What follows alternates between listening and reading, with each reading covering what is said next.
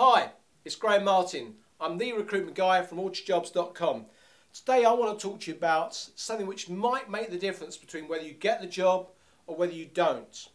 The number of times that interviewers interview 2, maybe 3 really good candidates and they can't make their mind up. How they differentiate between a good one and a brilliant one, when maybe one's got a bit more work experience, one's got slightly more relevant qualifications, one lives a bit close to the office, maybe one supports the same football team as them, and the employer, the interviewer, is sitting there scratching his head thinking, which one do I take? How do you give yourself an edge?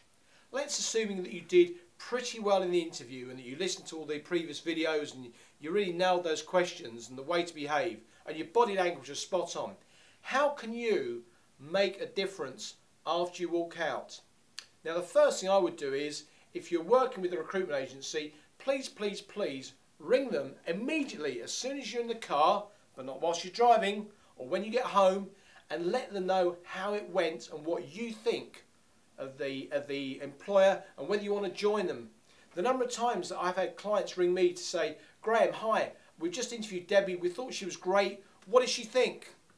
And we're having a call from Debbie, we've got no idea. And it's great if we're able to say, well, Debbie's been on the phone, she thought the interview went really well, she'd love to come back if you want, but she'd certainly like to work for your company. So please, immediate information to the person that arranged the interview. Really, really important, whether it be the job centre or a recruiter. Make sure you contact them immediately and give them your information, your interest straight away. And indeed, if you don't want it, let them know as well, because somebody else might be second choice and the interviewer wants to make an offer to whoever who is interested. So think about other people.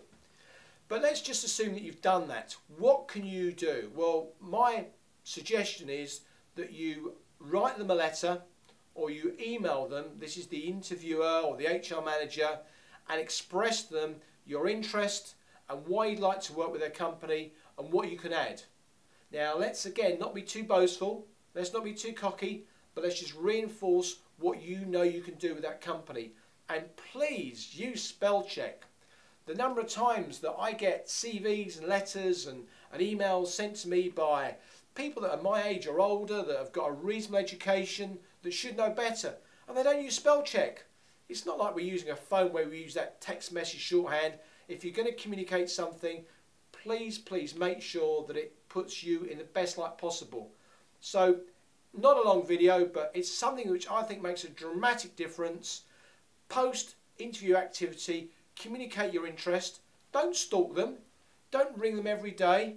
Don't send them lots of notes and lots of emails, but just one email or one letter about the fact you really enjoyed the interview, you'd like to work for the company, and this is the reason why, and this is what you think you can do, and you look forward to hearing from them. So I hope that you're going to take that on board. On the next video blog, we're going to be talking about the resignation process. Now, this is something which often freaks people out, and I've got some really good advice, some great tips that can make the resignation process a lot easier, a lot less painful, and much more effective. Not pleasurable, but will make it a lot easier for you. So until next time, it's Graham Martin, the recruitment guy from orchardjobs.com, saying goodbye.